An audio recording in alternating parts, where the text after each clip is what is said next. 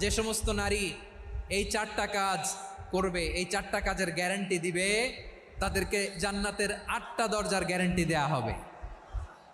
কি 4টা কাজ? 1 নাম্বার, আল মারআতু ইযা সাল্লাত খামসাহা, যে নারী 5 ওয়াক্ত নামাজ পড়ে। কি করে?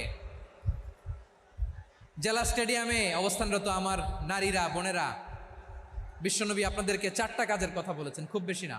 4টা করলে 8 জান্নাতের দরজা সব খোলা। কোনটা দিয়ে যাবেন?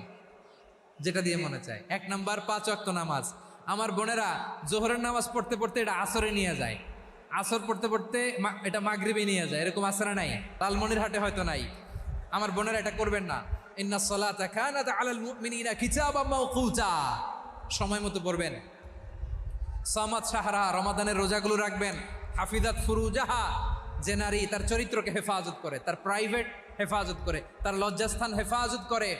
ও মায়েরা, আপনার এই